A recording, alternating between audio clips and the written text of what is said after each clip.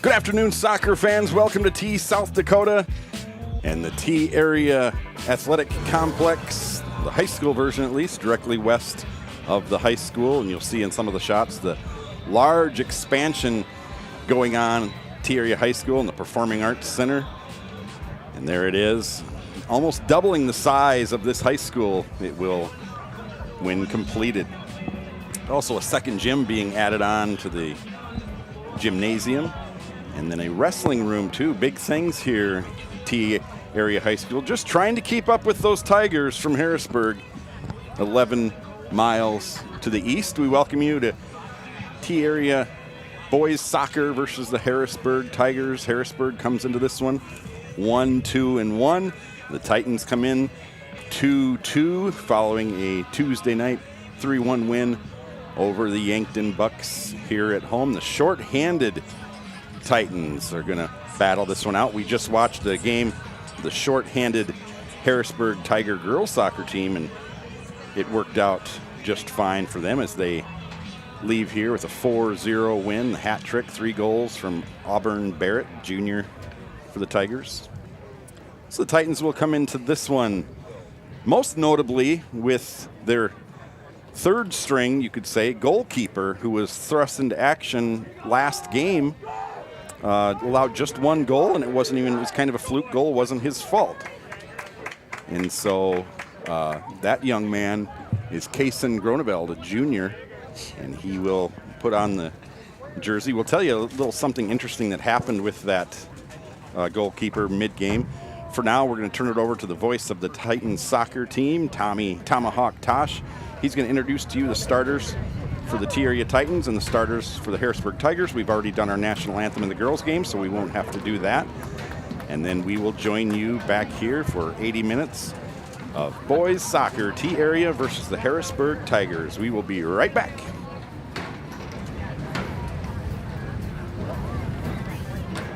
So why do you have to take a picture? Where are my glasses?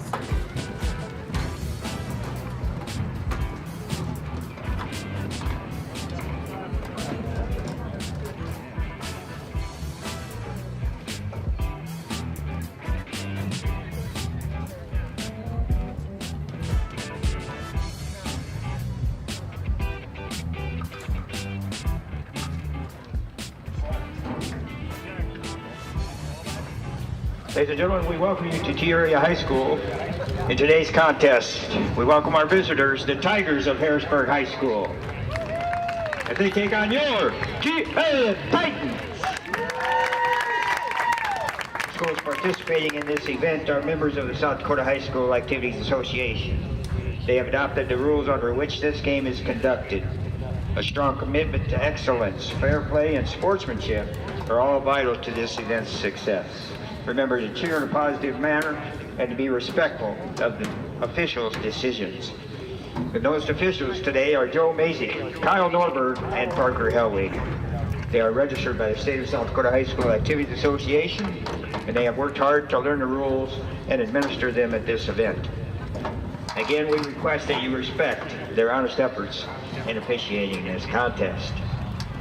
Now let's meet the start of the lineups first for our visitors, the Harrisburg Tigers.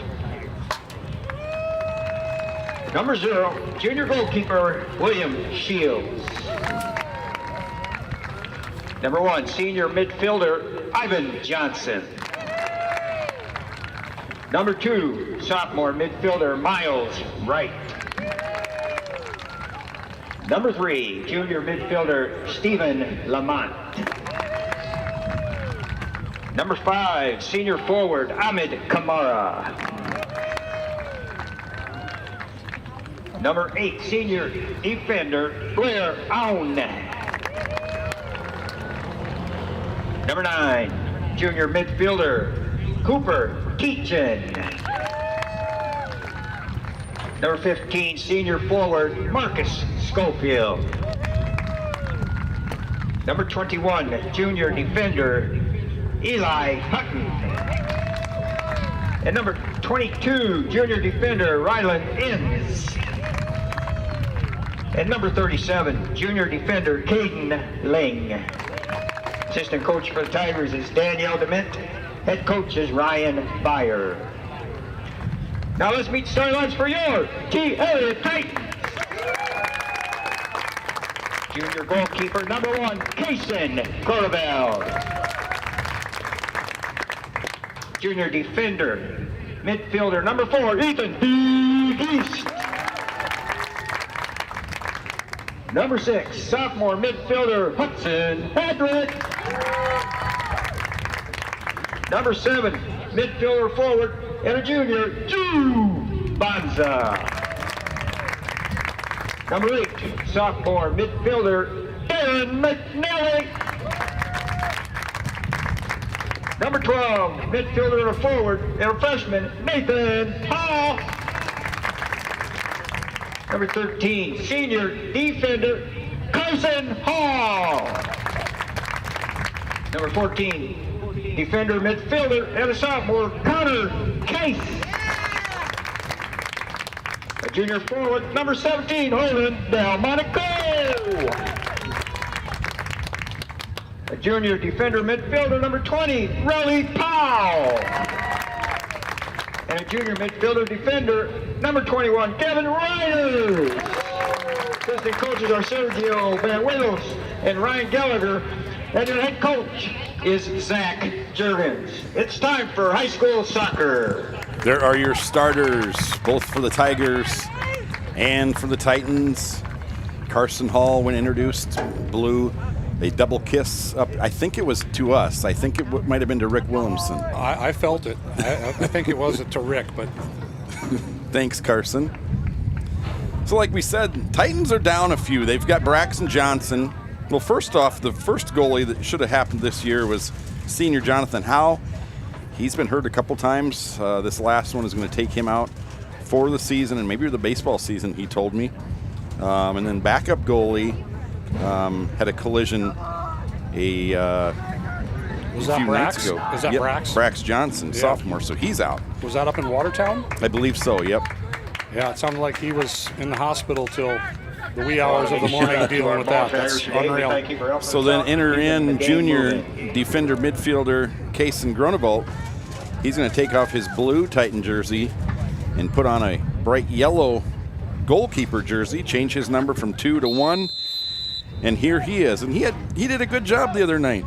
I think if it wouldn't have been for the human highlight film, Drew Banza, I think he is definitely the MVP of that game. He had some phenomenal play out of the goalkeeper position. Oh, Jude's already in. Oh, right on cue. Then he has a bad touch. But no, he would have been the MVP if Juve hadn't have been had a Sports Center top 10 game. Couple of highlight goals. I asked Coach Jurgens and talking with him. Great job by Holden. If Juve's going to play anywhere in college. Juve's told me he was going to go to college. We didn't talk about playing, but Coach Jurgens says I would if I was him, and that he sure can if he wants to. Well, there again, it depends on where you go, because so many of these schools don't have programs, so you got to find a school that has a soccer program. I compared him to Titan legend Ryan Delmonico, and Coach Jurgens said he's not there yet, but he's this close. And I was going to say that's pretty high praise on your part, and obviously, but Ryan was on a whole another level. Ryan was like a man among boys. Yeah, he was fun to watch. That was a very smart play right there. Keeper took a touch outside the box and touched it back into the box so he could pick it up. Nice. If he picks it up outside the box, that's an automatic penalty. And if a Titan deliberately passes it back to the goalkeeper, he cannot pick that up, correct? Correct. And if he does, it's got to be an intentional pass. It can't be off of a header or a deflection. But if he passes it directly back to the keeper and the keeper picks it up, I believe that's an instant PK. It is. And we saw that here. Talk about goalkeepers. I think we talked about it last time when Mason Ritter was thrust into the goalkeeper at the state semifinal game against Sioux Falls Christian. And we did talk about it, and he did just that. Yeah. He picked it up to start the game, and Christian had it, and Titans still went on to win that one pretty easily.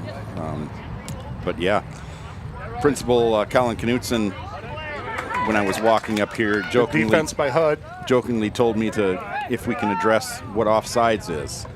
And I Wow. said, well, don't you? And he said he does. Yeah. Well, offsides is a tough one. That's going to be for the ARs to call. On offsides is essentially in the case that we're looking at here is if we're moving this direction and with T's having the ball, no player in blue can have any part of his body behind the deepest player on the defense, not counting the goalie. Right. And that is when the ball is kicked. Once the ball is kicked, they can be behind the defense. But when the ball is kicked, you can't have any part of your body behind the defense. And it's very, very tough to call when you're running down the sideline, trying to watch a lot of different things, and then you're trying to watch the line, and a lot of times the pass is going to come from further up the field. So you've almost got to listen for the pass a lot of times. So it's not an easy thing to call. That's a good ball. Good ball. Here comes the keeper out. Yep, that's about all he could do. But yeah, they're looking at adopting. I think there's a new rule that's potentially going to be in place here soon. That's going to change offsides, and it's going to make it even more difficult for them to call. And the new rule will be that the player has to have his entire body past the back point of the defense. Okay. So here's Bonza. Oh, he's in in. the box. He's in. Oh, Holden almost had that one. That was good hustle by Holden. But your entire body there has to be space between your body and the back line's furthest back part. Sure. Before you're offsides. So it's going to make the offsides even tougher, but it's a rule that's designed to increase scoring in the game and things like that. So if you watch now, one was offsides. Shot. That's going to be too high, right through the goalpost. The Titans boys team in their glory days when they had Cade Stearns in the back and Alec Hone would draw teams off the sides. It was almost an art form. They would frustrate teams. It's called an offsides trap. Yep. And what they would basically do is when they would see the teams forward setting up to make a run, and the forward's job is basically to anticipate the through ball and be ready to run on it kind of at the drop of a hat. And what the defense will do is they will coordinate and they'll be in line with each other, and as soon as one of them calls it, they'll take like a couple steps forward. Sure. Causing that person to be offsides when that ball is kicked. I'm not a fan. I think this is going to sound terrible, but to me it's just lazy defense. Okay.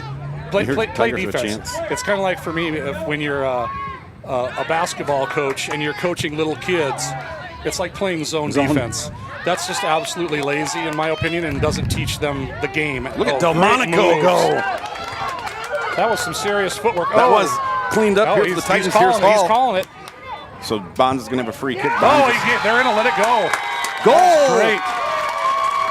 He called the foul and they let continuation go. So who got the goal? I was watching Bonds on the floor. I was too. Looked like it was Dalen McNally, I believe. Right, because Hall brought it in. It started with Delmonico weaving his way midfield through traffic and showing off some outstanding moves. Rewind and watch that. And then Hall took it up and Bonza went for it, got fouled. And then, I thought it was as well, number 8, Dalen McNally, the sophomore. And if you can't appreciate what Holden just did there with his feet, right? Unless you actually tried to do it, and especially when you're a large human as he is. I had no idea. I've known him since he was probably 5 or 6 years old. And after the game, I talked to him a little bit on Thursday, and he was looking me eye to eye, and I was like, that just makes, to me, what he does even that much more impressive. Yeah, hit the rewind and go watch that. Word. That was fun. Winding his way through there. Juve Bonza appears to be okay. That's a great start for the boys, though. That's something that we saw in the girls' game that went the other way.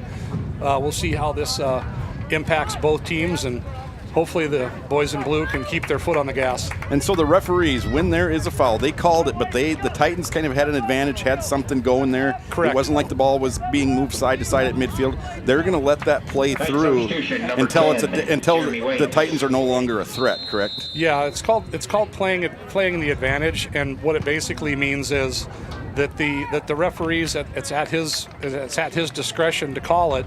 but he's able to allow play to continue if the team that was fouled is in a dangerous situation and has a chance to score. And once that advantage is over, if they would turn the ball over or whatever, and it's within a certain amount of time. Sure. You can't have advantage for a minute and a half or something. Sure.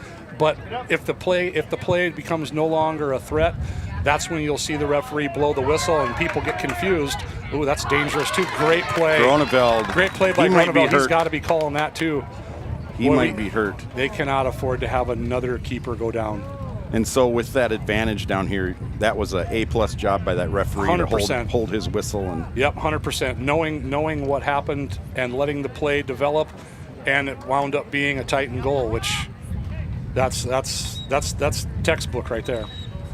what we just saw, they're calling for somebody to come out. This is going to be tough when you've already got the cart coming out for your third string goalie. Is that not going to be a foul on Harrisburg then, to run through that goalkeeper like that in the box? There again, that's going to be at the discretion of the official. I don't think a foul was called, but yeah, those kinds of things are designed to protect the keeper, and I just hope that he didn't take one to the head, because that could be a really, really quick concussion. And I think that's maybe what it is. Do we see anybody on the Titan bench putting a Carson Hall? So this happened last game that I've never seen before. Carson, the keeper, had to come off the field. And so on the field, he gave his jersey to Carson Hall.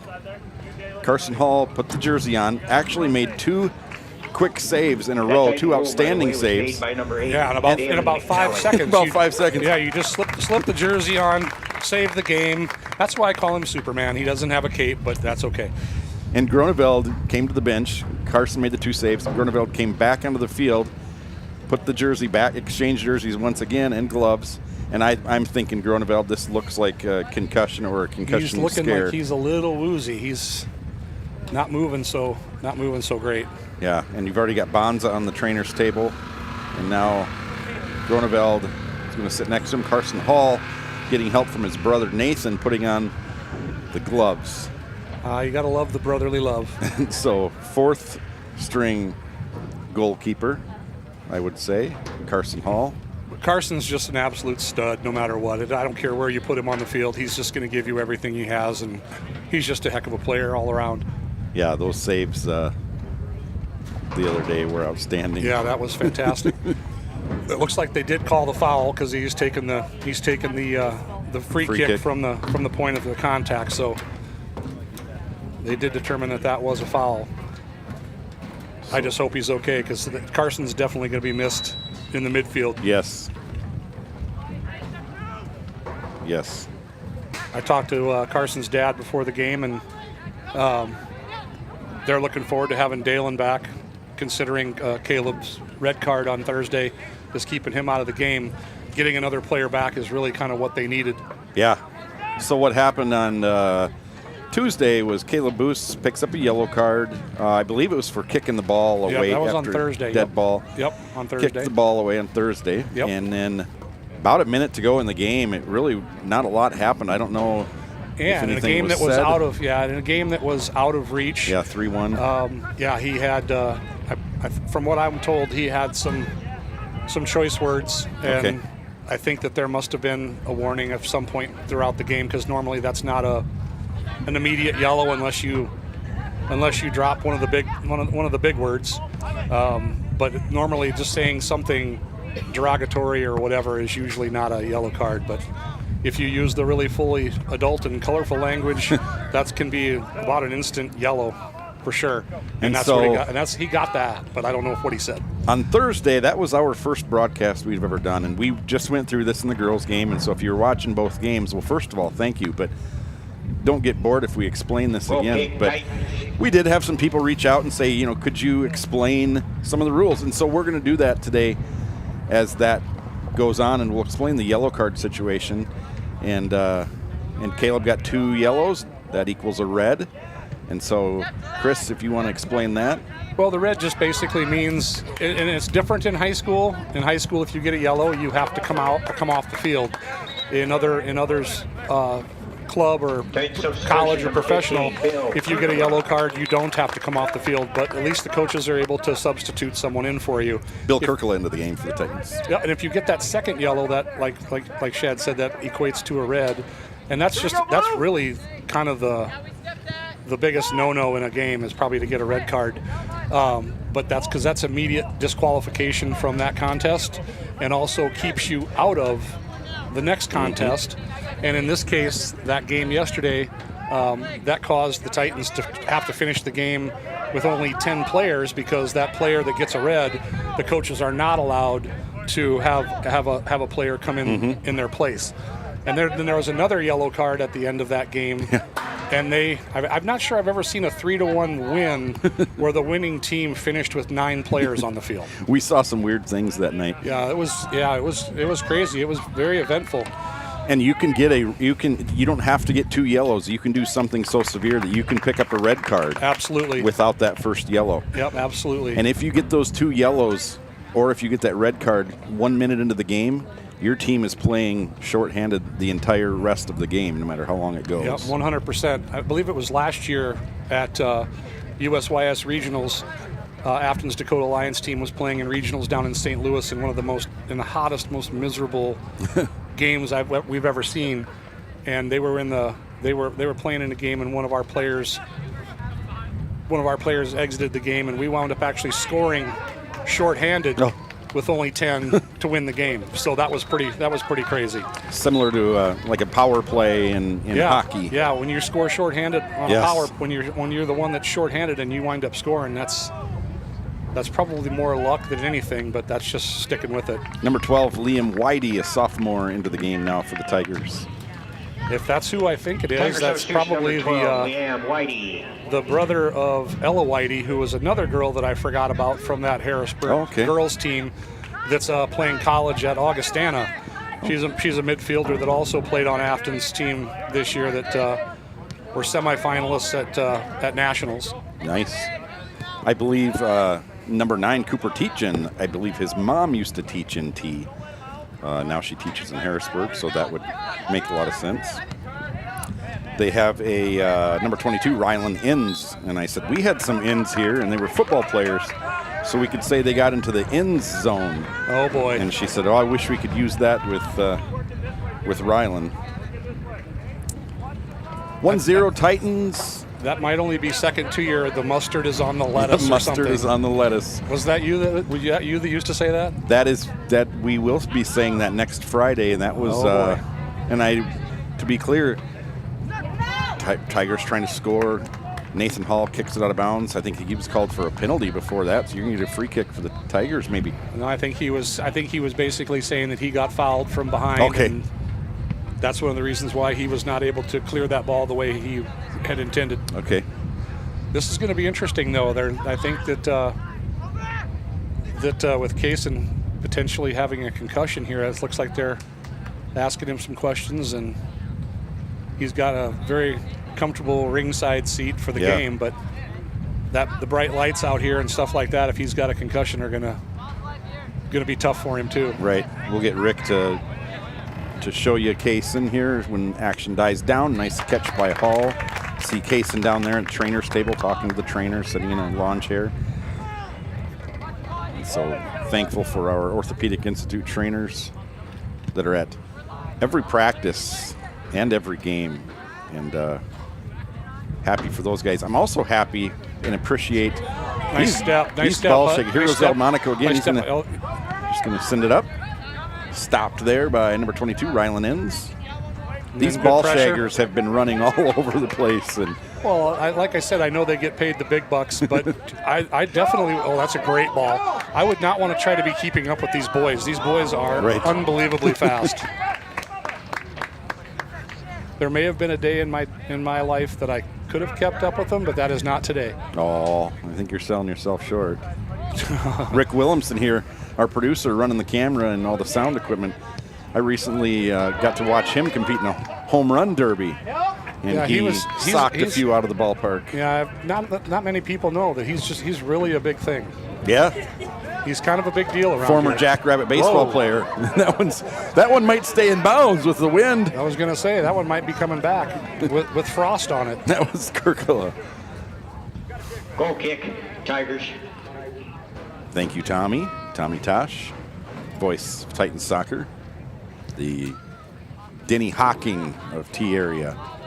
Tom will run the shot clock. He'll run the score clock. He'll PA announce.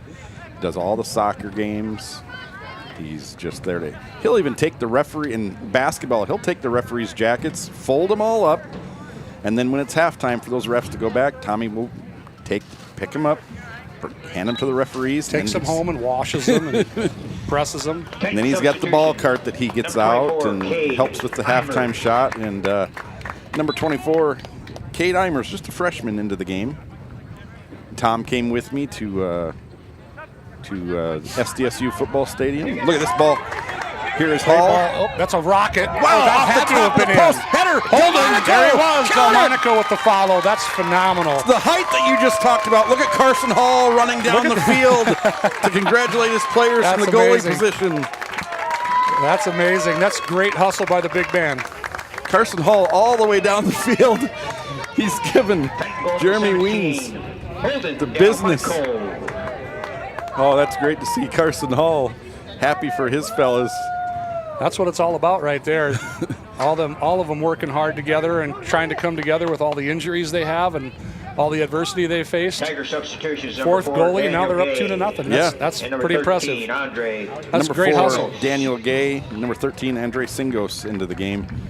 Holden's always been a good player that's always had a great head for the game and always had a very, very high soccer IQ. Yeah, he didn't panic. He was in the exact right place. He knew exactly. Yep. He was exactly where he needed to be. Isn't it such a heartbreaker to have a ball go off the post? I'm not 100% sure that one didn't go in when it hit the ground and spun back out like the one I was telling you about that Afton had last year against Harrisburg. Yep, because that hit the very bottom of the top post. Yeah. And yeah, if you replay that one, if it's MLS or whatever, and you can replay really close, you might see it cross. But I'm not sure also that one of those balls Carson Hall saved the other night didn't go through, because the whole ball doesn't have to go in the net, right, Chris? Correct. Just a Correct. fraction of the ball just has to, kind of like a touchback in football or out of bounds in football or basketball. Just a fraction has to touch for it to be a goal. And Carson Hall he dove and saved one. It might have snuck in a little bit. Nathan Hall coming back into the game. That's a tough job for the center and for the ARs. I mean, you get a group of boys in the small 6-yard box around the keeper, and it gets hard to see what's going on in there. Yep.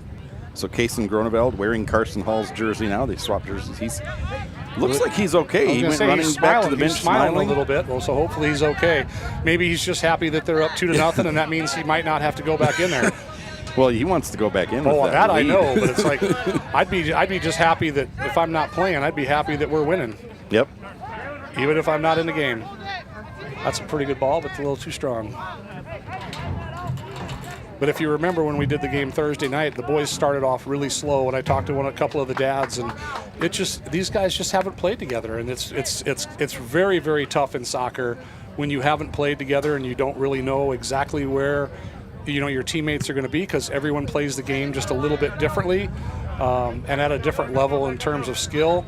And as the game went on, they just got better and better and better and better. Yeah. And by the end, it was kind of the Juve Bonza show, but now they just picked right up where they left off, and Juve hasn't even been hardly in the game since he got hurt early on the first score. Yeah. But they've been really playing well. This is good to see. And we're going to watch for Juve as we've nearing our halfway mark in the first half. Watch for Juve and see if he comes back up. Might be joined by Coach Mark Anderson. Again, look out. Here come just off the bottom of the goalpost. Goal kick, Titans. Yeah, they can't be letting up right now. I would not be comfortable at 2-0 in a game like today.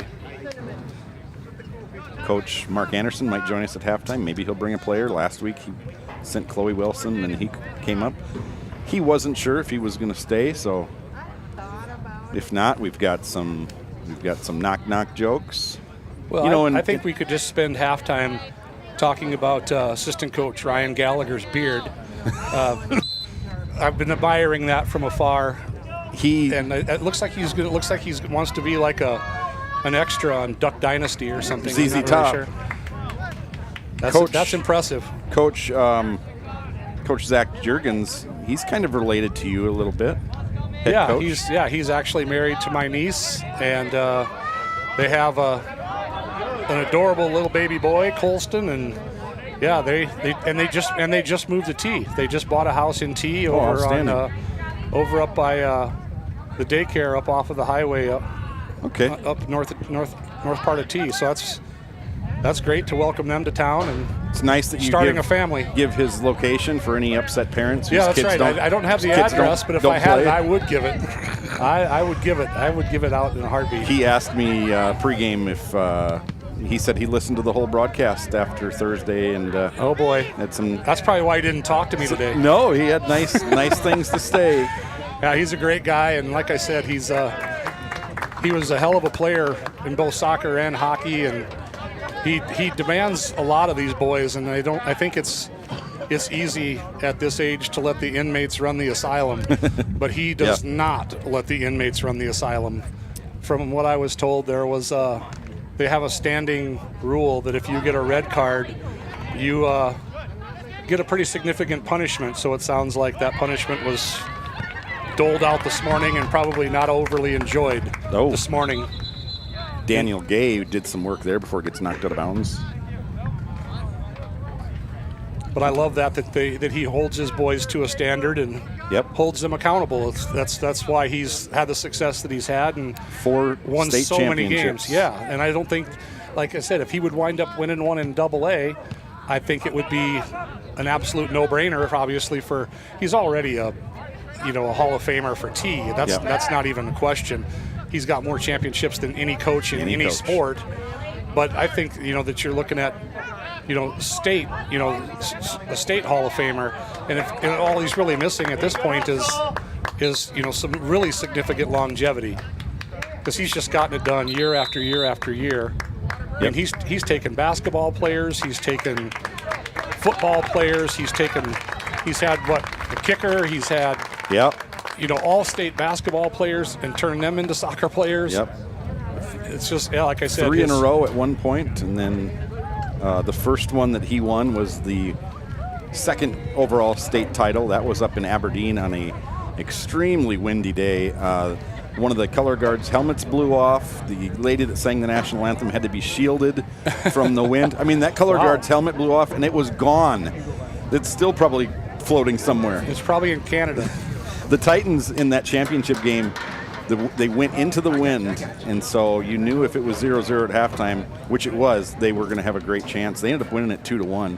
So that was his first one, and then had a few years off before he won 3 in a row. And that's saying something, because Sioux Falls Christian, like I said, I used to play soccer there. They've had a soccer program for a long time. They had a good soccer program despite you playing there. Yes, I recall that conversation. And now they've moved up to AA. We were talking about that last night. I didn't even know that was a possibility to do, having a team move up to AA and not have the entire program come to AA.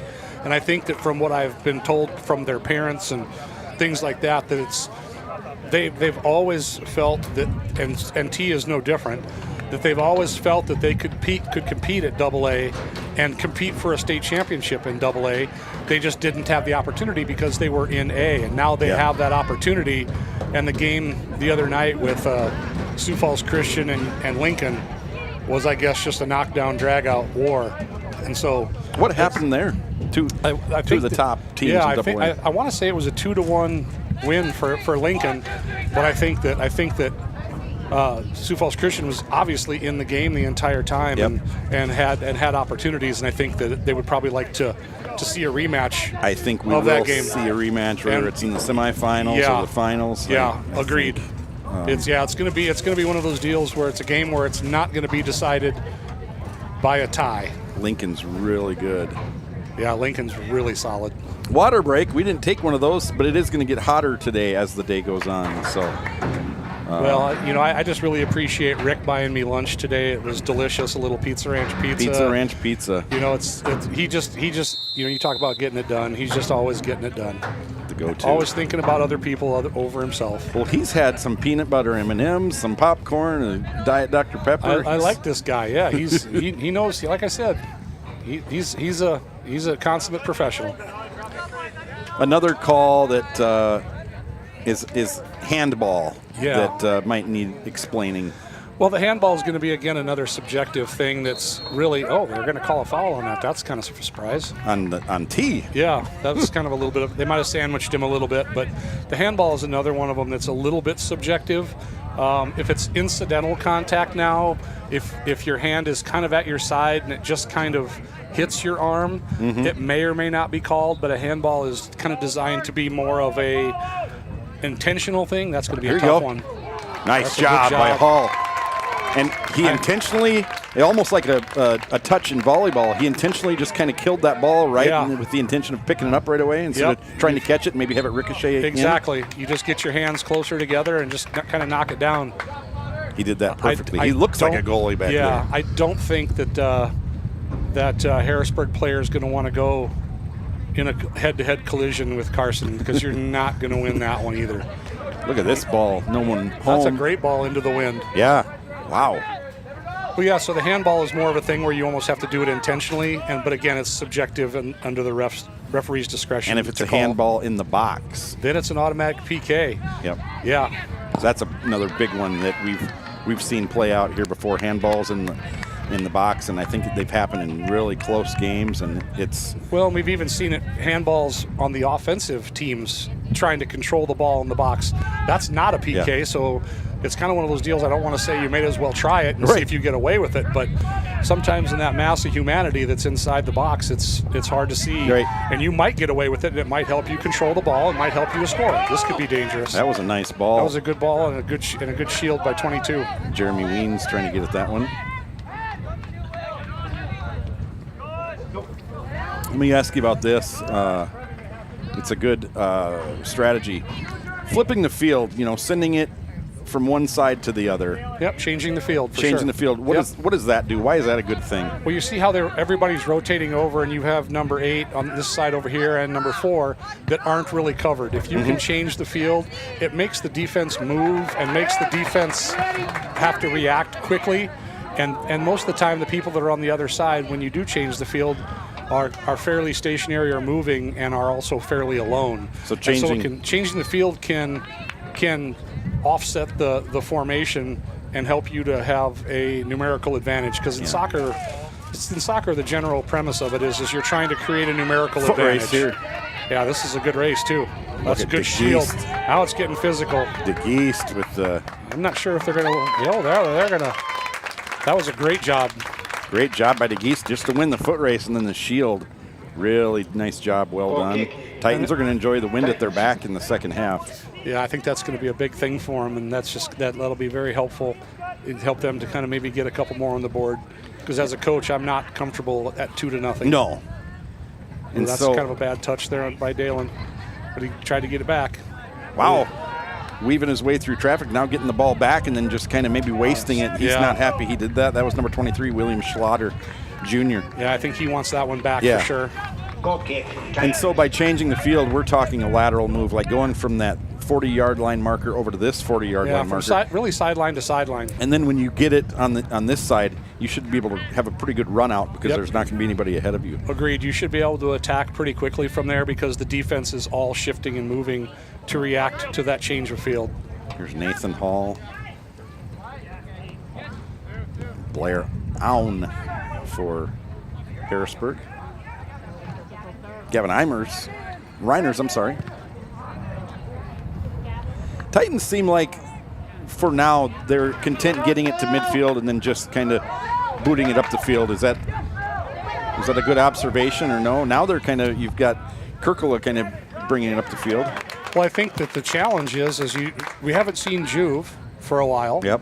And you take one of your best players out of the field and put him in the goal, It just changes. Right. It just changes how you play and how you operate a little bit. And I think that they're maybe still trying to figure out what that's going to be. And I mean, and that's fine. It's you got to figure out what the defense is going to give you and figure out how you're gonna attack it. And we've also had Holden Delmonico on the bench for a little bit, getting a breather. 15 minutes to go till halftime. Yeah, no sense in wearing him out. Ooh, turf burger. Yeah, I was going to say the tripped up Connor Case. Yeah, the end line got it, or the sideline got him on that one. Here's Kirkula taking his time, sending it to Nathan Hall. Nope, and now it's a good change of field. Going to be run down by Weens, Jeremy Weens. He was That's a big part of that last goal. It's a good idea. But yeah, see, so when you take away someone as fast as Juve, and you take away someone as fast and aggressive as Carson, and you take away someone as with such a high soccer IQ like Holden, it changes everything. And Holden, you know, when you do get all those guys in the box, he's got a physical advantage over about everybody out there with his body type. Yeah, he's really worked hard, and I think I'm proud of him. It's one of those things where I was giving his brother a bad time that he's no longer the big brother anymore, and Holden got a nice kick out of that. But and all I got was a yeah right. Well, so I knew I got him on that, but no, I think that Holden has worked hard and to keep himself in shape to be able to be out here, because I'm not going to lie, this is not what he's asking, what coach is asking these boys to do. Right. Short-handed on a hot day against the best competition in the state. That's a huge ask, and some of these boys seldom come out of the game. Yeah, we don't have a lot on the bench that are. I think there's more in street clothes. That's going to be out of bounds by Gay. Nice-looking player. I think Rick could sneak down there with his youthful good looks and sneak down there on the bench and look like one of the high school boys that's just injured. Ball played up by Hedrick. That's a good ball, just nobody home. But the pressure causes the turnovers. So that's good. And Rick could just have the best seat in the house. Here comes Holden now as we speak. Maybe. Yep, he's coming on in. He's got the penny. Yep, getting some last-minute instructions from the coaches. Titans putting the pressure on Carson Hall. That one's going to go out of bounds. Titans coaching staff couldn't see it because of the son, Holden Delmonico, coming in for the Titans. For the Tigers, junior Cooper Teachin, starter, comes back in. And also number 1, Ivan Johnson, a starter and a midfielder. And for the Titans, I'm still kind of a little bit new to the boys' game, but number 6, Hudson Hadrick, to me feels like he's kind of the heart and soul of that midfield. So we'll see how, again, when they take one of their best mids out to give them a little bit of a break. It's kind of nice to be able to bring back somebody who's plays at a high level with Holden and has had a little bit of rest. Yeah, Hadrick had a nice goal a couple nights ago. And that one's going to roll out of bounds. Nope, it's going to be saved by Carson Hall. Delmonico now with the ball in close quarters again. That's a really good turn and a great ball. Oh, you got to step to that one. Yep.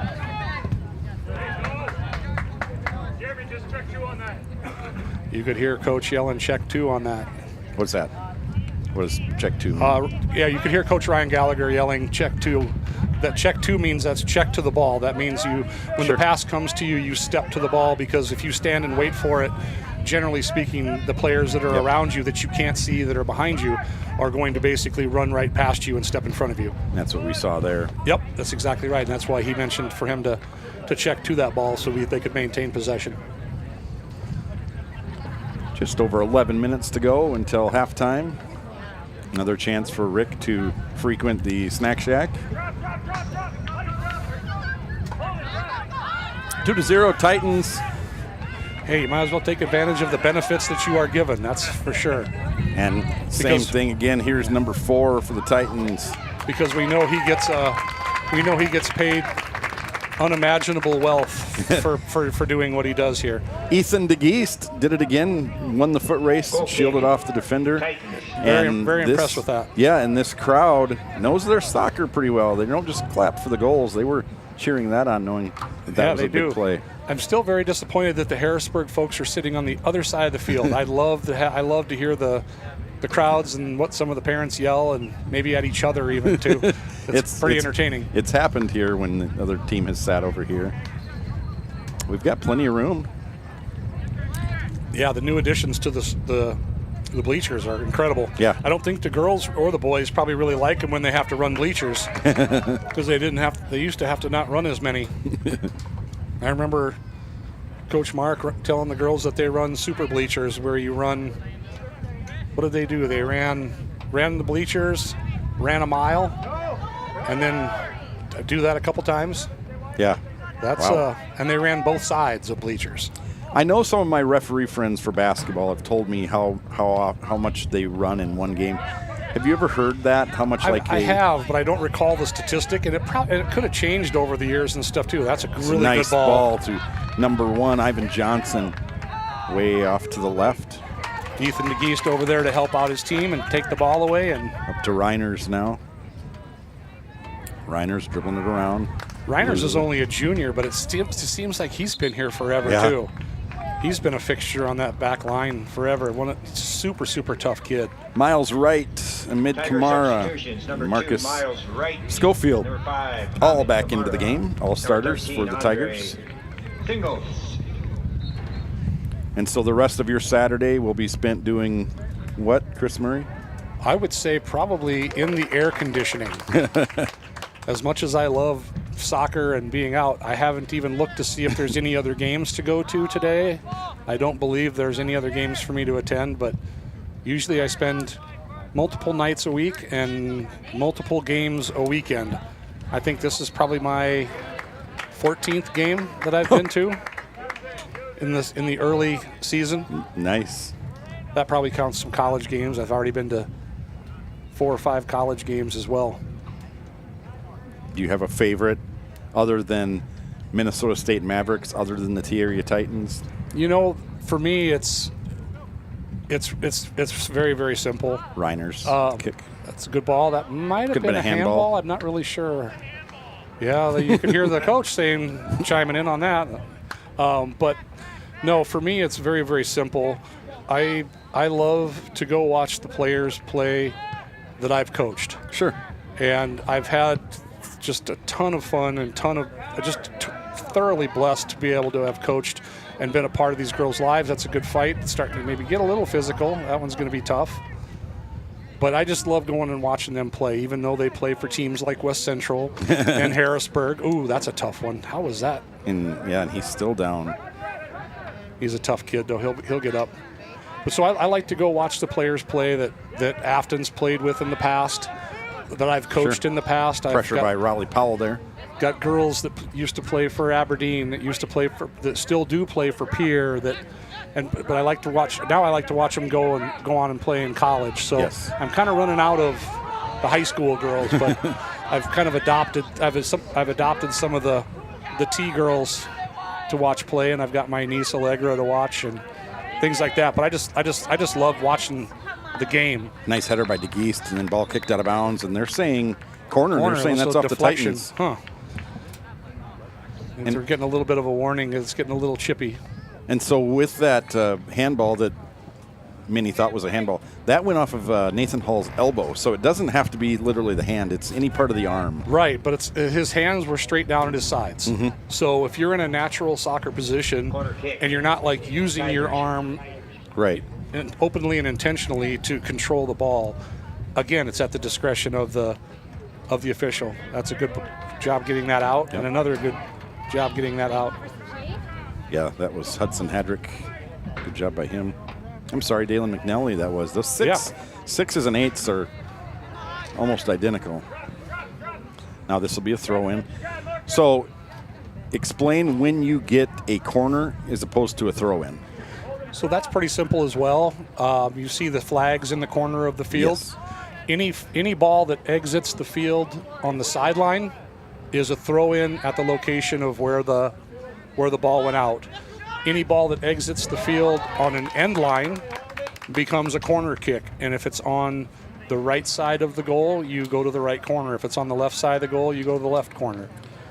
So when you're a defender and you don't really have any other play but to kick the ball out of bounds, you will see them contortion and twist their bodies.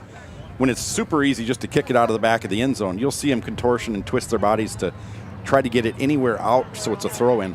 Correct. Because a corner kick is a really good scoring opportunity. A corner kick can be a very, very dangerous situation, especially if you have someone talented, like somebody like Chloe Wilson or Sage Hoffman on the girls' side. We haven't seen really any corner kicks on the boys' side. I would say most of the boys are probably pretty adept to taking corner kicks, but corner kicks are one of those balls that if you can drop that ball into the 6-yard box with all these bodies and all these athletes out here, about anything can happen on either a header or they use their shoulder, or you'll even see some of them take it out of the air with their foot and just tap it in. And as a defender, you don't, you're not really in control at that point. So on a throw in, it gives you time to mark up, and it gives you time to, on a ball that's a little bit, that's probably a little bit shorter and a little bit has a little bit less pace on it, giving you time to kind of adjust to it. And generally, it's not a throw in towards the keeper. Number 5, Gavin Colbeck. Number 6, Hudson Hadrick. Number 24, Cade Eimers, all back into the game. And on a corner kick, someone you want kicking is someone with a nice touch, an accurate touch. And then if you're aiming for a Holden Delmonico, you're probably your bigger kid, a kid that's played a lot, is comfortable with the header.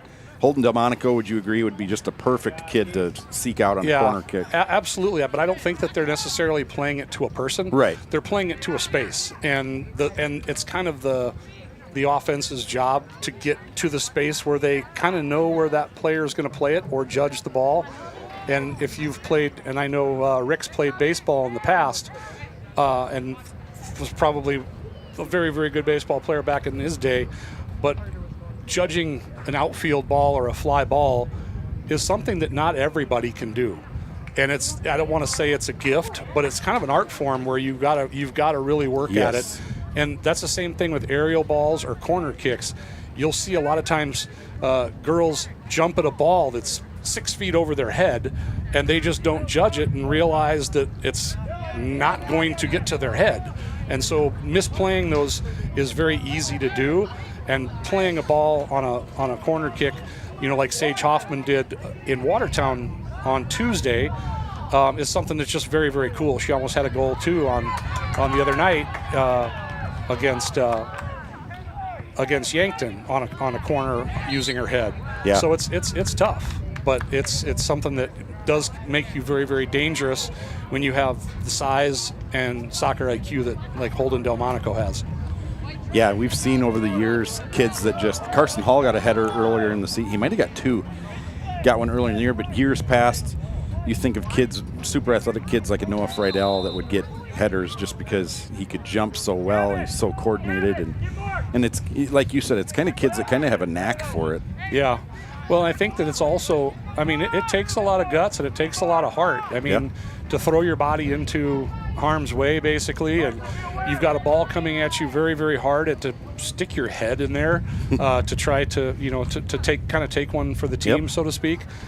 Some of those guys maybe have, no fear or common sense when it comes to it, but it definitely takes a lot of heart to stick your head in there on some of those very, very difficult and hard passes. Throw-in opportunity. There was a header example right there that was a little too high. The throw-in was stopped by Raleigh Powell with the header, and then you had, a good scoring opportunity for the Tigers. We're getting down here close to 2 minutes left until halftime. Titans really would like to hold on. A 2-1 game at halftime is a lot different than a 2-0 game, and hold on to the momentum. First half. Here's Kirkla. We still haven't seen Juve Baza, and we still haven't seen Kaysen Groneveld.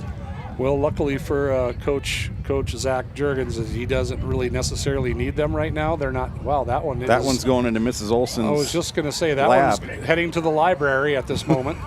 Must have a book that's overdue. Do they still have books in the library? I don't even know. They sure do. Well, when I went to school, there was no such thing as the internet, so that's. Yeah. They still have all 4 of them, and 3 of them haven't been colored in. So. Wow, that's nice. T Community Library.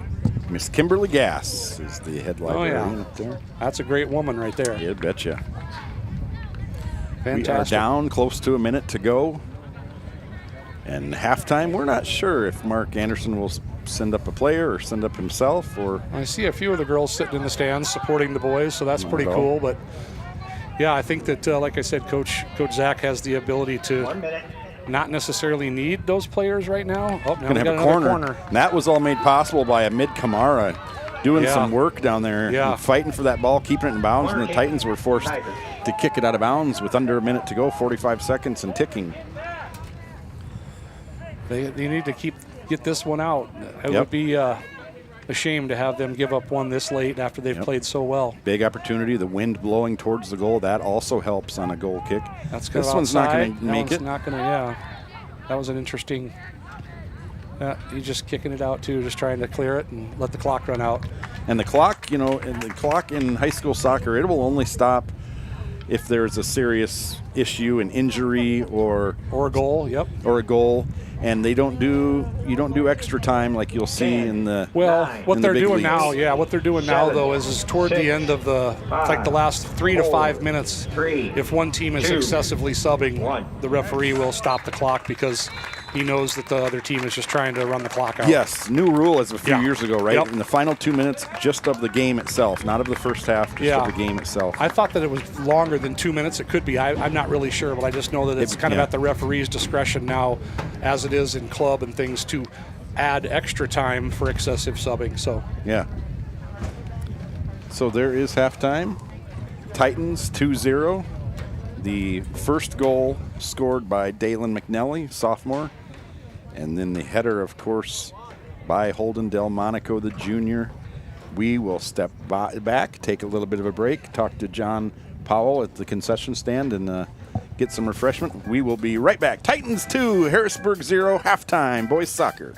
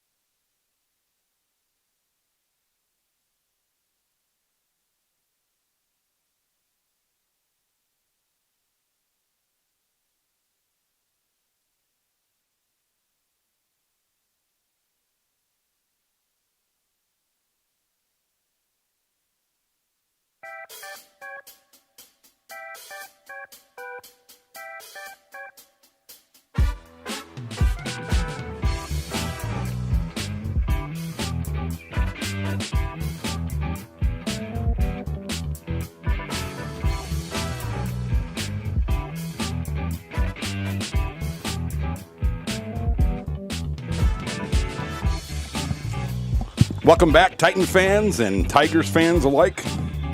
T South Dakota, T Area High School field. We need to name this field after somebody. He could be sitting to my right. I'm not sure. Rick Williamson Field. Yes, I think that has a really nice ring to it. At Chris Murray Stadium. Yes. Oh boy. 2-0 Titans.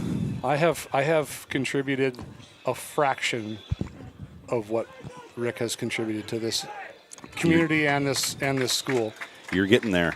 You're getting there. Hey, 2 broadcasts doesn't. 3.5, my friend. Well, okay, 3.5 3.5 games. games. Yeah, that doesn't really. Good news for the Titans. That's not even a long weekend for Rick. And he's been getting it done for a long time. We will not see Case and Grunewald, precautionary reasons, for the rest of the game. Talk to the coaches. We will see and do see Juve Banza. Yeah, that's good to see him back out there. He looked like he was hurting. He doesn't look like he's 100%. He was holding his hip, but yeah, I wasn't sure if it was a hip or hamstring or what it was. I talked to Carson Hall, and I asked him if he's got this, if he's okay with this, and gave me a puzzled look. And he said, well, you're doing good so far. Nice to have. He even has the shorts on now. So he's locked in. Yeah, he's a goalkeeper. Yeah, he's an official goalkeeper now. That's. I asked one time on Facebook what was the toughest position to watch. Rick can relate to this. Do you guys know? I'm going to give you a hint. It wasn't goalkeeper. Do you know what parents overwhelmingly said was the toughest position to watch their kid play? Pitcher. Rick got it. Overwhelmingly a pitcher. And I wouldn't know. I don't have a baseball player, never have. But I imagine goalkeeper has got to be close, though. Yeah, Sometimes you're all on an island, and when your defenders don't do their job and people are running downhill at you, I mean, it turns into a guessing game almost of just pick a side. I would say it's a goalkeeper during a PK shootout. Oh. You have got to be just, that's so tough. Yeah. You're all alone. You've got to be wired a certain way to be subject yourself to that kind of punishment. What do you do on a PK, which is initials for a penalty kick? You got a little cleat on the top of the foot there. Do you literally guess? I guess you're going to dive low or dive high, right or left? It's really more right or left, and the rule is that the keeper can't leave the line moving forward, can't cross the line moving forward until the ball is touched, and if that happens, then they get to do it over. And so if they happen to leave the line and miss, then you just gave them another chance. And the miss is probably you're probably only going to miss. That's a tough one. Too high, off to the right, left. I mean. Yeah. So missing on a PK is probably only going to happen maybe 10% of the time, maybe 15% of the time. Yep. And you're just giving them another chance. So as a keeper, you've just kind of got to kind of guess, and if there's little tells that they have in their body language or how their hips, their body is positioned or turned. Then you can wind up maybe trying to guess right. It's just a guess. And then it's just athleticism and keeping your eye on the ball and getting any part of your body on the ball. It's to me, it's got to be the hardest thing on a soccer field to do. Yeah. Oh, yeah. Yeah, when the Titans won state on goal kicks 5-4, West Central missed one, and that's all it took because all 5 Titans drilled theirs. I mean, no doubters. Yep. And that was pretty neat. We also won on goal kicks to go to a state tournament that we lost. I remember a young Brooke Decker, just almost like she kicked the top of the ball, and it rolled in, and it was one of the slower goal kicks I've ever seen, but it went in. And then to see these young people, your teammates are waiting at midfield, and to see after you make a goal, to see these young people turn and sprint towards their teammates. I remember Brooke ran and jumped into the arms of one of her teammates, I forget. But you have goosebumps all over your body just seeing that and knowing what's on the line. Last year at USYS Nationals, again, I mentioned Afton's team won a national championship playing against Solar FC, one of the largest clubs in the country.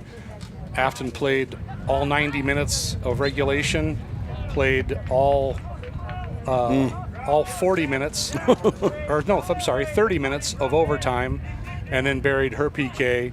And I remember I was standing off the sideline watching the PK, and one of the best memories of my life when we won in PK shootout, and I go on the field and cried like a baby with about every girl that would even get near me and giving them hugs and stuff like that. It's just fantastic. It's really what sports is all about. Absolutely. I had a dorky moment when Brooke made hers, and after they won, I ran down on the field from the announcing box up here like a dork. And forgot your mic was on, probably. I'm not happy to admit this, but I gave her a hug, and Brooke's not really a hugger. And then I ran into Allie Kakmarinsky. I should ask Allie if she remembers this, but we kind of had this awkward exchange, and I think we had a little hug, even though neither of us probably wanted it, but it was really weird, and I feel really dumb saying that. I felt really dumb that day. I'm not going to lie. I probably wouldn't share that story ever again if I were you. It's sports. Sports makes you do strange things. Yeah. And you're old enough to remember when Jim Valvano won the national championship, and he's running around on the court looking for anybody to hug or even give a high five or even acknowledge his existence, and he just ran around like a madman, and everybody was going crazy. So, and that's one of the makes you do crazy things. Greater moments, that stand out in sports. You'll see that a lot still. Yeah, absolutely. I still debate whether that was a shot or a pass. I was not very happy at the end of that game. I'm dating myself with that reference too. By the way. Yeah. The NC State Wolfpack. I actually saw them play that year in the Midwest Regionals down in Lincoln, Nebraska. Oh wow. Got to. That's the year that, or no, I take that back. That was the year that Danny Manning in Kansas won it. I high five Danny Manning in the tunnel on the way out to the court. Was that in Kemper Arena? Nope, that was down at in Lincoln. Okay. But Jim Valvano and North Carolina was there that year. I think they won it the following year. I told my kids that quote, Jim Valvano, every day if you laugh every day and you cry every day, that's a good day. If you want to cry, just watch that whole speech. Yeah. I don't care how many times you've seen it or who you are. It's like if that doesn't get the old waterworks going, I think you might want to check for a pulse. We went to a movie the other night, and the movie got over, and my son says, "Dad, when was the last time you cried at a movie?" And I said, "Tonight, 4 times." What movie was that? That was the It Ends Here. I have no idea. It's a movie about basically about. That's a really good ball. It is a good ball. We're gonna watch Gay here. Reiners gets out ahead of him though. That's fantastic. Look at Hall on the ground. I think the ball was scared of him running at him and just tried to get away from him there for a minute. Amid Kamara. It ends here. What ends here means is the physical. Look at that! Look at that! Holy moly! Carson Hall kicks it down to the 30-yard line. I think he's even celebrating that one a little bit. It ends here means domestic abuse ends here, and so that's what the movie's about. So as a father of 2 girls, and so. Yeah, that stuff breaks my heart. Yeah. No matter what form it's in. And speaking of, I think you brought up the ESPYs. Did you bring up the ESPYs? I did not, but just the Valvano speech at the ESPYs. But yeah, go ahead. Okay, the speech. My favorite speech at the ESPYs is someone the late great Don Meyer. Yeah. Northern State University basketball coach, and it's after his cancer diagnosis, and Coach Meyer, who, if you haven't read the book, How Lucky You Can Be, you're missing out, and he comes out, and there's all the athletes there, the Michael Jordan and LeBron James and the who's who, and he comes strolling out, and he says, "My name is Don Meyer, and I'm the head basketball coach of Northern State University in Aberdeen, South Dakota. And that means when I leave my hotel tomorrow, I'm taking my towels, my washcloths, the light bulbs, the coffee," and the whole place just erupted. And a great moment. I've had the pleasure of meeting Coach Meyer back in the day. He was not there when I played. Yeah. I played at Northern. Yep. But I would whenever I worked in the area, I would go to the Barnett Center and go shoot around or go to the weight room and work out and stuff like that. And He didn't know me from Adam, at first I didn't know him. But when you meet him, you just know that he's something special. Yep. It's just, I mean, just phenomenal man. And the funny thing was, I came out of the weight room and he walked by me and he said, "Hey son, how are you?" I said, "Good." He goes, "How much eligibility do you have left?" I said, "Yeah, that's a big no-go there." Watch Bonza running this one down. See, he's not 100%. Juve Bonza, and holding that hip again. Yeah. I don't know if if you really have the proper amount of time to warm up something like that, and it's not. I don't know. Yep. I'd have to look and see when they play again. It looks like they play again here on Tuesday night with Sioux Falls, Washington. So look at Nathan Hall weave through two players. Putting in some work, Nathan. And now Delmonico, we've seen this before, loses the ball this time. And then steps to get it back. Yeah. That's a big thing. As a coach, we used to tell the girls, if you turn the ball over, you've got 5 seconds to get it back. So in other words, don't turn the ball over and hang your head and pout because you turned it over. Turn on the afterburners and go back and get it back from them. And that's just what Holden did there. That was a good job. Thought we were going to see a give and go there by the Tigers, but taken away. This is Rowley Powell. Here you go, over. You got room. Footwork by Juve gets it. Nathan Hall. Nathan, if he could have poked it free, would have had a run out at the goal. Hall drops back. That's a great ball there. Yeah, that's a great play. Not having to always just pass it forward to make it a good pass, like you said earlier. Yeah. Jeremy Weems looked like he was dancing with the ball in a phone booth there. He was in pretty tight quarters.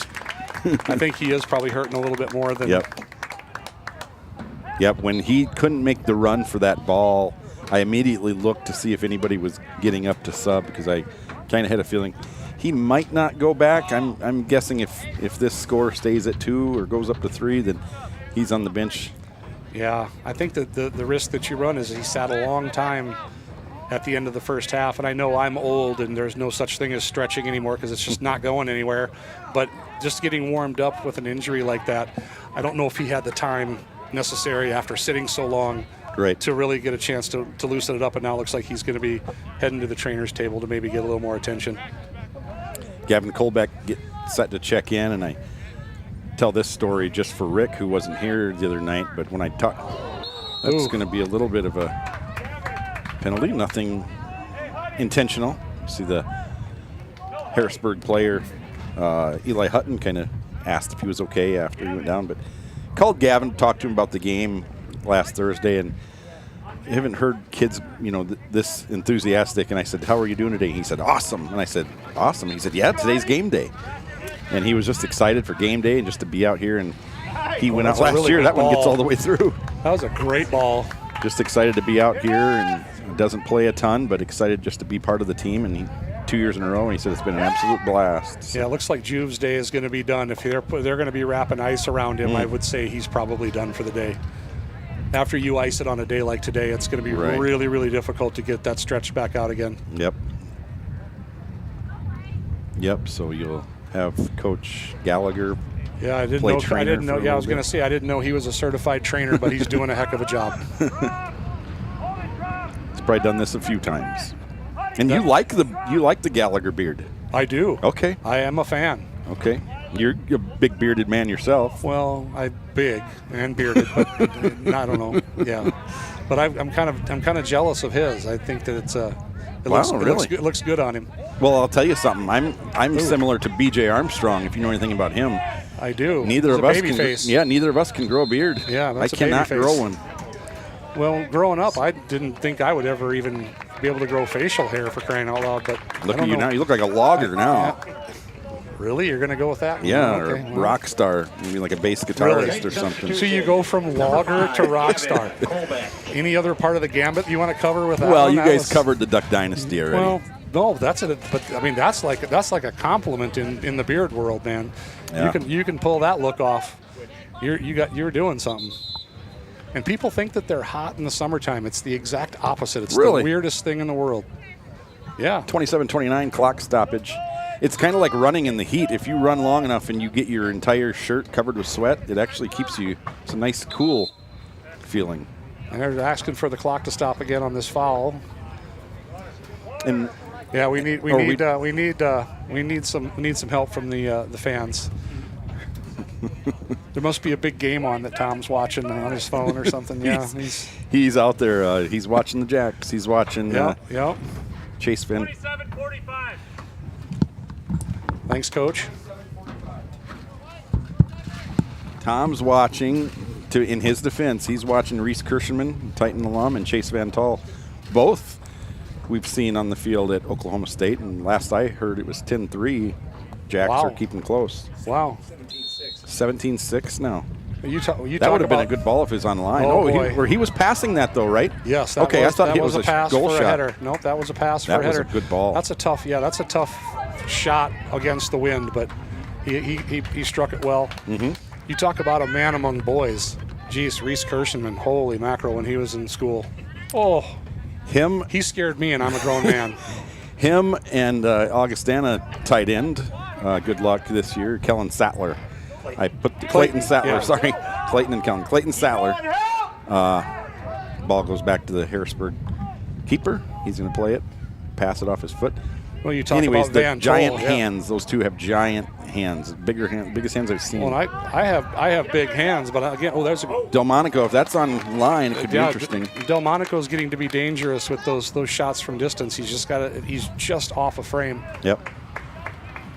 Holden Delmonico, only a junior. He'll be back next year. Chase Van Tol was an absolute animal. He was so fun to watch. Yep.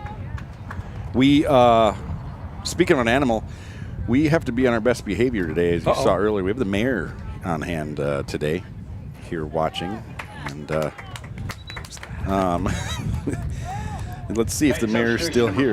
Gavin Colbeck. Well, I don't see him. I don't see many people here. Wow. Did he have his Secret Service people here and the dark sunglasses and stuff with guns Black and tasers? Suburbans. And bulletproof black Suburban pulls up to the ticket booth. Gavin Colbeck into the game. He's coming in for Bill Kirkala.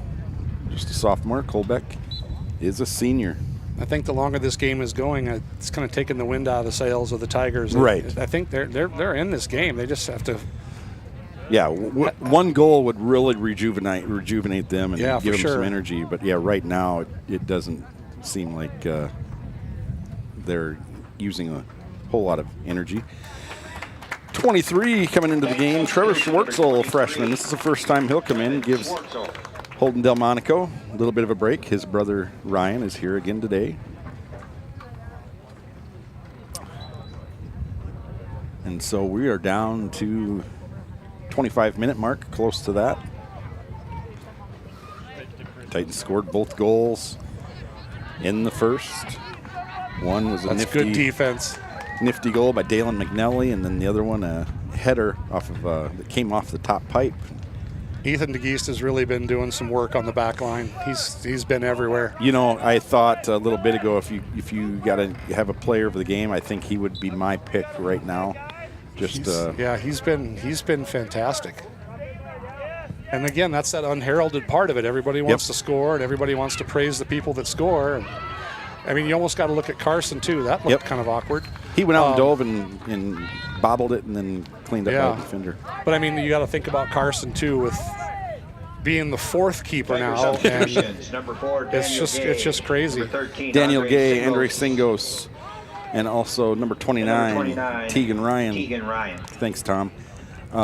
You guys are like sharing brain cells or something. You guys sound like you're in stereo or something. Me and you are, because I thought I was going to say the same thing about.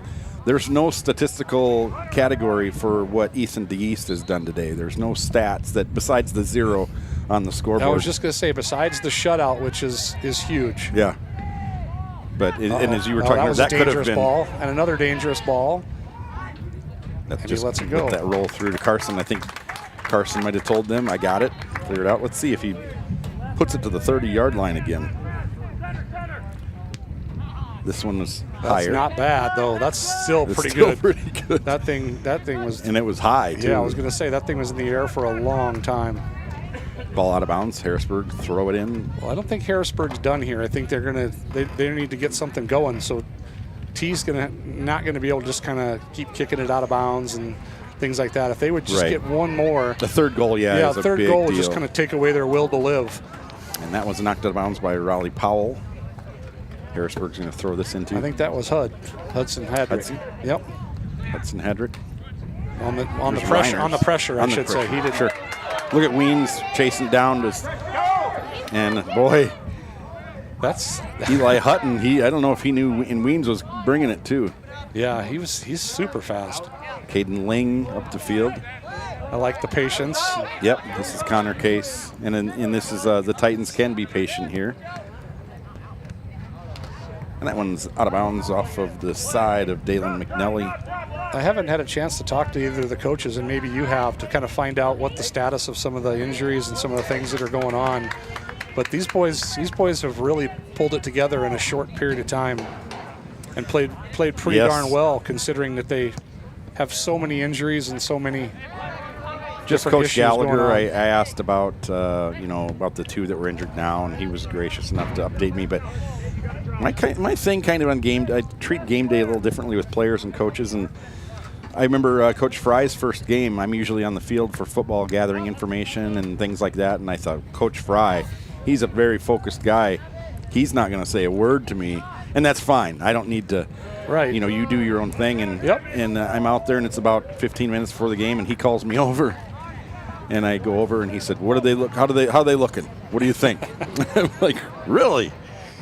And I said, "Well, I don't think they can throw the ball into the wind very well." And I forget who that was, and Coach Fry has been just a joy to be around on game day. He's just happy to be out there. And I teased him about someone made a shirt, Friday, Frey Day, Fridays.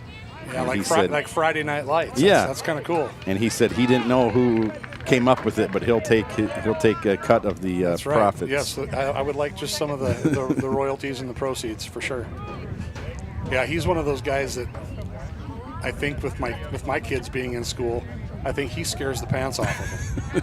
Yeah. But I think he's a pretty nice guy. I think it's just because he's of his size, and Yep. he's just a quiet guy, and Yep. but he's a great football mind. He's done some amazing things when he and Coach Kleberg were coaching together. Yeah, long time assistant coach, and finally got to take over the. How are they going to be this year? I haven't really heard anybody Well, talk they had about a it. tough night last night. Is that right? They lost to Spearfish by 10 in a game. And Spearfish doesn't look defense, like the good old step. Spearfish. They look like a pretty good team. They had a pick six. Spearfish did. Spearfish ran a kickoff back. Oh. The Titans fumbled at their own 25. Those were all scores. Wow, And, so special teams and turnovers. Spearfish at one time had 20 points and 26 total yards. Wow. So, yeah, it was kind of a weird night. The penalty flags, I think the first half took 2 hours. The penalty flags were, Oh, boy. and I'm not saying they were bad calls because I'm watching on TV. I'm not close enough to determine anything. Right. There were probably more penalty flags last night than I ever remember in a game, and there were 3 on one play at one time, and Was it chippy, or was it just no, it was just football. Just kind of maybe a little. You'll see sloppy early first season. games of the year, Yeah, especially first in games of the- basketball. Whoa. They have And there he the is again. things There he is they- again. That's fantastic defense. and Hope we he's have okay. stoppage here. Yeah, we've got a man down. Is that Reiners? No, Ethan DeGeest was doing his thing again, and Okay. that was just a phenomenal shield, and he was coming hard, and there was some pretty significant contact. You have a little better view. Kamara's been working his tail off too, and Yeah, giving he's a everything he good-looking has. Yeah, he's really done well. Kamara, number 5, Amid Kamara, a senior, and number 4, Daniel Gay, a senior. When those two have got the ball, you kind of get a little nervous.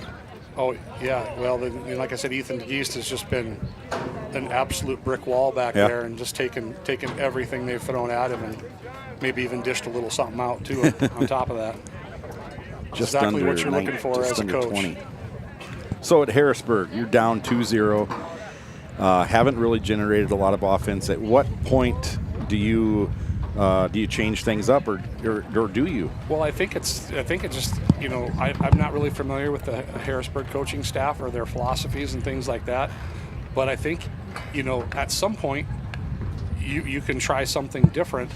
But because obviously if you just kind of continue to do the same thing over and over again, isn't that like the definition of insanity or something like that? That's what they say. And expecting that greater and greater results. But it's one of those deals where, a lot of times you have limitations too, and you look at the injuries for T, and I don't have any idea if there's a lot of injuries, with Harrisburg or not, but you just have you're just limited to what you have, and they're working hard. They just need to maybe take some more chances and try to push something a little bit and try to get a turnover right. on on T's defensive third, and try to maybe sneak one in and kind of get a little bit of a energy boost. As the Titans transition into AA, well, they have transitioned. I guess that's something we've said so many times. I would the last say they're few still years. transitioning. Transitioning. Yeah. I remember going to some events of some Sioux Falls schools and asking their coaches and administrators that, you guys we get the same amount of fans at our games. And what they told me was the people that come out to watch AA, it's usually you kind of have to know a player or a parent, and usually if you come out to watch the game. Where in T, they said you guys have people that go because it's the Titans, and that's what you have in town. And I was going to say it's because there's nothing else to do here. Let's be honest. No, I'm just kidding. That's not right. But we have, you have so many people whose kids have. But I think, I agree. I think kind of what you're saying is that I don't have a child playing right now, but I come to the game because I have kids that I've coached, or relationships. or I've have friends, of players that are on the team, and I've known some of these boys and more of the girls for most of their lives, and you wind up having those relationships with their parents, and and they're just great people. Ooh, that's a tough one. Gavin Kolbeck, he could have stole that one. Yeah, he was flying. But like I said, so it becomes kind of a social thing. Yeah. Absolutely. And the people in T are just phenomenal, and they can be a little rabid with their football and basketball, and I think they're a little more laid back with soccer. But it's just such a great group of people. It's like, why wouldn't you want to come and hang out? Whether you have a kid on the team or not, or whether you know anything about soccer, it's a beautiful facility, a beautiful day, a beautiful game, and you get to see kids busting their butts and trying to win a game. It doesn't really, for me as a sports nut, it doesn't get a whole lot better than that. Ivan Johnson into the game. Yeah, it's neat to see, get text messages or see messages on Facebook. They have a game. What's the link to the Spearfish game tonight? And well, I think that we could probably for maybe a soccer benefit to raise money for the teams, we could probably auction off this seat that I'm sitting in, because there's people that would pay unbelievable amounts of money to hang out with you and Rick for a day and watch soccer and be able to have a chance to just listen to you two do your thing. So $2 is an unbelievable amount of money. Huh? It's hey, we let the bidding begin. That's what I got to say. I'll say this: Rick isn't up here on football nights because he does the chain gang. But on football nights up here, it's usually really hopping. Get a lot of people up here. And it is just a lot of fun. Yeah, I bet it would be nuts up here in football. It's just a lot. Just the game day crew that we have. They work so well together. How many people do you cram in this room for a football game? So in this room here, this is the media room. Right. The room to the right of us is the coaches' room, the visiting coaches' room. Right. The far room is another media room, and then the visitors' media room. Yeah, like the Argus. Do you get some of that? Oh, we that do. Kind of thing. I thought maybe like we'll with the other get team. With these AA teams now. You'll get the Spearfish station, and you'll get Kello here a lot. Argus. You'll get Sturgis. Sturgis came here and couldn't believe what a beautiful facility this is, and they said we got here early. We drove through town, and this town is beautiful. They said everything's brand new. Yeah, it really is. I mean, it's for a school that's been A, we've acted like we're AA for years. Our facility is AA, and with the additions onto the school here, like we talked about, the administration has been phenomenal. The school board, I still call him Coach Kleberg because he's always going to be Coach Kleberg to me. But Coach Kleberg has done amazing work. Absolutely. With the facilities, with the teams, with the organization, and I mean he just has his stuff together so much. And again, like I mentioned yesterday, I don't think anybody has any idea how much time he puts in. Nice header by Reiners. Yeah, that's a good clear. So they're got to try to keep it down here on. That's a good slide tackle. Yeah, we'll get in the main part there. You might turn around some night and see a Matt Zimmer or a Mark Oveden in there, and then up top you get all kinds of people up there filming. I think Rick Williamson is far more noticeable and famous than any of those people. Rick has the best seat in the house. He's on the chain gang. I don't even know who those other guys are. Rick does the chain Rick gang. Williamson, there you got step. He got away with it a little bit. I got to fill in one game on the chain gang with Rick and Scott Bindy and Ryan Decker. And you've got to, I mean, that's another one that you probably had to pay. That was fun. I mean, that's like, you talk about the A-team, man. You're right there in front of you hear everything the visiting coach says. And I think there should be, you know what, we talked about this yesterday. I've got a brand new idea that I think would be incredible. I think that we should mic up the line, the chain gang. Okay. I think that would be worth it. I mean, you could put that on some channel and just listen to that during the game. Play the broadcast and let them call the game from the chain gang would be absolutely ridiculous. Chris, 3 of those 4 guys, they would be fighting to. 3 of those 4 guys are really talkers. Oh, that's the point. It would be, you talk about dead air, there would be no such thing. They'd be talking over each other. They'd be fighting about stuff, and it would be absolutely must-see. Hall's going to let this roll TV. Until they come up and challenge him. And you see you can hold it maybe a little bit after that. Oh, he's just teasing now. Yep. And just taking some time off the clock. There's some choice words exchanged there, too, and I'm sure Carson probably just smiled. Speaking of Mason Ritter, he used to do that when he did play goal on a regular basis. Oh yeah, that's a goalie tactic for sure. But that just shows how. Look at here! Oh, look at Nathan's Nathan loose. Hall. Oh, that just shows though how smart a player Carson is, and just like I said before, you can put him anywhere and he's going to shine. So apparently, this would really be something. Ridiculous. I think you should take that. I think you could make some money. Be the 5th member of the chain gang for a small donation, to the booster club. And then you know what they do, Chris? You get like a T-shirt or something.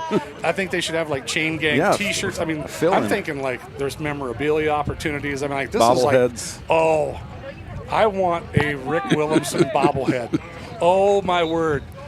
The bobblehead with the little goatee and the hat on backwards. Look at this. Carson Hall, another save. Oh, man. Then the chain gang at halftime, they set their sticks down and they go in and eat whatever they want from the concession stand and stay warm, and pizza and hot chocolate and hot dogs. I think the chain gang could wind up being like this. What is it? The Savannah Bananas. You could have some serious fun with that stuff. They could come dressed up as Santa or all dressed in turkey outfits around Thanksgiving, dressed as their favorite Halloween character. Oh, the Savannah Bananas. We could have so much fun. Under 13 to go, 2-0 still. Titans looking to get the shutout with their 3rd and then 4th string keeper between the pipes. Yeah, sorry to not make this more about soccer. That's my apology. No, I get off on a tangent like that when I start thinking about something like that. Oh, great save. That's a great job. Great job by his brother shielding off, and we no fear with Carson for sure. We do the same on our other broadcasts. Sometimes it's 50-50. If it's a game, maybe that's a blowout, and you might. Well, this is anything but a blowout, but it doesn't seem like there's. It seems pretty fairly in hand at this point, but things can change very quickly. Could be real interesting if Harrisburg could stick one in here. I think that you could even do that chain gang. You could be like Mount Rushmore. That would be fantastic if you guys would dress as 4 presidents. I think that would be absolutely outstanding. That would. See? You might be onto something. If you need an agent, if you need some, yeah. I was just going to say, well, you may not like some of the ideas I come up with, but you know. Ball out of bounds, throw in.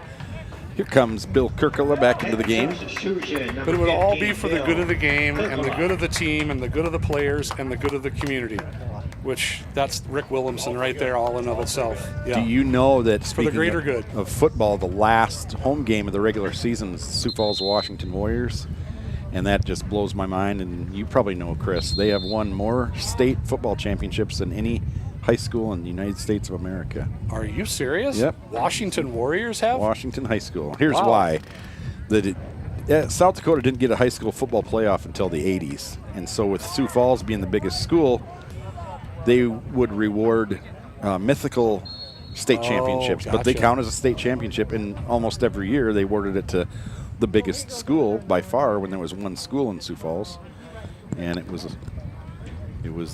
Washington Huh. High School, originally Wow, in you are, downtown Sioux you are a Falls. fountain of. Tiger Oh, substitution. you're so Useless smart. knowledge. Miles Smart, Cooper would've- Teachin. I probably would have guessed it would have been O'Gorman, because I know O'Gorman's been really good. Even back when I was young, West Central was very, very good. Absolutely. They had a string. So as the Titans, when we first started, it was, I couldn't believe we got to play against West Central and Del Rapids, and they would beat us really bad. Yeah, it's like, how did we get? Are we getting punished or what's? And then I remember the year where we finally beat them, and then we got on that level. And then for me, it was a few years ago when the storied Yankton Bucks football team came here, and they were always good one of the ball. best teams That was coming up. that was going to be a great pass from Holden. It just didn't quite make Yep. it through. And now we've progressed to the best of the best in the state. I think this place could just gets rocking for football. It's kind of crazy. Oh, that's a tough one. No. That's a good ball. Hall tried to get a hand on, couldn't. I think Skips out of bounds. I think that the high school kids should, on some football night, dress like your favorite chain gangman. Tiger substitution. And like there 15, should be like Marcus a prize Schofield. or something. Marcus Schofield into the game. All you'd have to do is draw on a goatee and turn your hat backwards, and you're Rick Williamson. So good. I'm digging this. I think we've got to get to work on this. I don't know if the Chad, kids- you're kind of a big deal in town. I don't know and if with the kids everything would- too, but they would if they got to mock their teachers and do whatever. Are you kidding me? I proposed that at school, and I think they did. They did it. Dress like teachers, dress like students. Students dress like teachers. I think they did that. Yeah. I was going to say. I wanted to do it just because when I was working there, just so I could show up in pajama pants and a hoodie. So They've gotten that advanced, huh? yeah. Under 10 minutes to go. 2-0 Titans. And there's the player of the game in my mind, taking his time, kicking the ball out of bounds, keeping the Tigers off the scoreboard. Back in the game, his coach is telling him to hustle. He knows time is of the essence. Number 4, senior Daniel Gay Substitution, number 4, Daniel Gay. for Harrisburg. Coach is Still anticipating coaching. second Oh, about that one might get in. That's It will. Nope. Oh, that looked like that was going in. Well, and you'll notice Nathan Hall kicks that not out of the back of the end zone, out of the Correct. side of the end zone. A throw in is way Correct. less dangerous than a corner kick. Well, as far as some of these boys can throw a ball, it's almost like a corner kick. There's another one. Well, good job by Delmonico That's not to great kick, job. just That's to great use his job. body Yep, exactly. and get advantage and then kick the ball. That's soccer IQ right Yes, there. that's someone that's played a lot of soccer. Let them flail away at Mm-hmm. the ball. You just be patient and control it right in front of you and get it out. Now, there he does it again. Yep. A little bit of a battle. That one's going to be a foul. I'm not sure I agree with that, but And so when it's not in the box. Of course, if it's in the box, you get a penalty but this kick. is still, but this we is saw, close. Yeah, we saw Auburn Barrett from Harrisburg score Sure. twice from out here, and I think if she can score from out here, the boys Yep. should be able to. But it's a very, very, very tough shot. I saw a penalty kick in a semifinal game on the 30-yard line where a girl drilled it. Yeah, it would be a free kick, but Yep, yeah, on a free kick. Yeah, free kick on a penalty. And ended the Titans season. And yeah, Afton had high. had a knack for making some of those in her day. Yes. She's got Yep. quite the leg on her too. But those are dangerous plays. That's why you've got to be really, really careful anytime you're even considering following somebody Titans. inside of 25, 30 yards. There was a player from Lincoln last year. Her name was Lily Dollar. She's going to be playing, and she plays on Afton's club team. Another dangerous situation. Good job Great by defense. Lily played for Lincoln, and she's probably going to be starting for University of Sioux Falls this fall as a freshman. She was an absolute assassin with free kicks and corner kicks. She single-handedly beat us last year, and we didn't lose very many games. Right. And she. What my a move! Goodness. Holden Delmonico. Oh, my What's that goodness. called again? I know it's. That's called the Maradona. Unless Afton did it, then it was the Maradona. Yeah, that's what we called that. She was known to do that in games too, but that was fantastic. Maradona. That's something they practice. He just shook that boy right out of his shoes. It's like a spin move in basketball. For sure. We are down just over 6 minutes. Yeah, Lily Dollar, like I said, she would beat us. She beat us single-handedly. I think she scored at least 2, if not. I think she scored 2 goals on free kicks and scored an Olympico on a corner kick to beat us 3-1. Gavin Kolbeck tried to come into the game. Oh. And the referee said no. Oh, because it's their throw-in. You can't substitute on the other team's throw-in. Yes, so if you're trying to get a sub in, you can't just kick it out of bounds and then say you're. Correct. Harrisburg has to kick it out of bounds, and vice versa. Right. So, at this point, with if we're just over 5 minutes to go, and you're up 2-0, are you just kicking the ball to the flags and just staying back? Yeah, I think you're just being patient and just trying to possess it and just try to play keep away.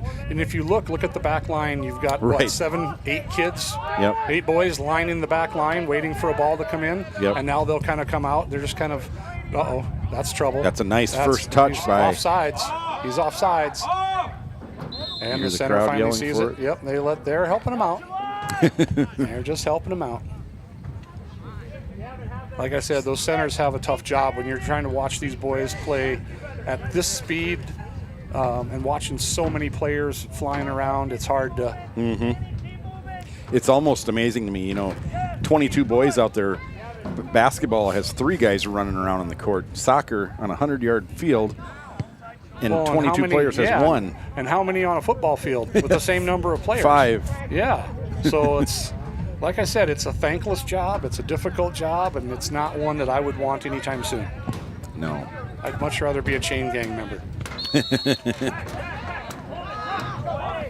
And foul on Delmonico. There's Reiners. He's played really well today, too. Holden's getting a little bit of a warning from the center ref for kind of jumping in the front of that free kick. Okay. That's kind of a no-no.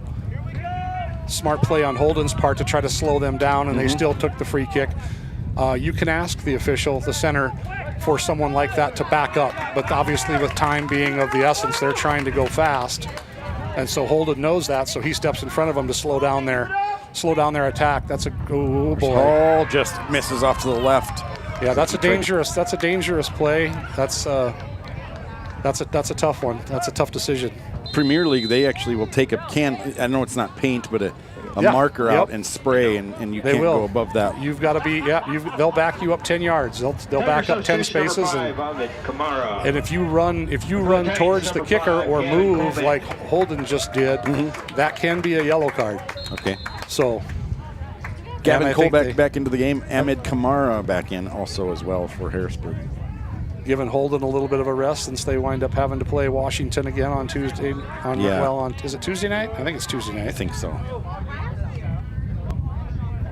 No, they don't play till Thursday night at Huron. Yeah, that's right. I was looking at Harrisburg. My fault. The fifth. Yeah. Yep. That's going to be a foul on the Titans on That's the all East. right. Yep, that's just good physical play. The clock continues to run, and you're slowing them down. And like I said, Ethan's been doing the work today. He's played very, very well. And he's apologizing. He was not trying to hurt anybody or do anything. He's just trying to do his job. He's got 2 players trying to get in the way. This is going to be an attempt over on the goal. top. And kicking into that wind, that's going to push the ball up in the air like crazy, isn't it? Yeah, it's going to cause it to balloon and go high for sure. Goal kick, Titans. Just under 3 minutes to go. About 45 seconds, you'll hear Tommy announce 2 minutes. And at this point, that's a good play by HUD, just getting the ball to the other side, making them build it back up, making them play it all the way back to the keeper. Yep.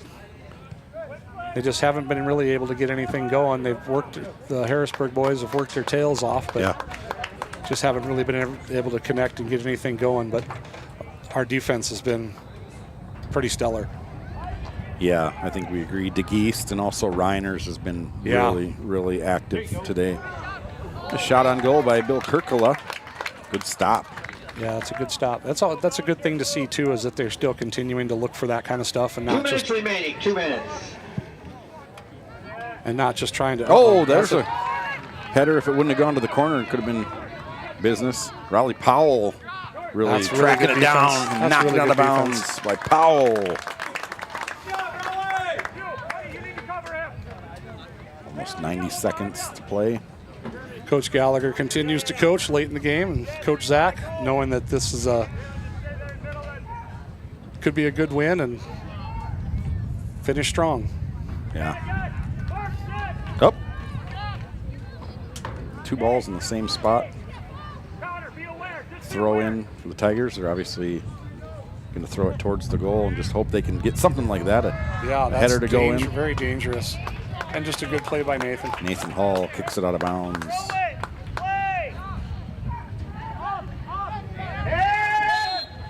Yeah. 1 minute.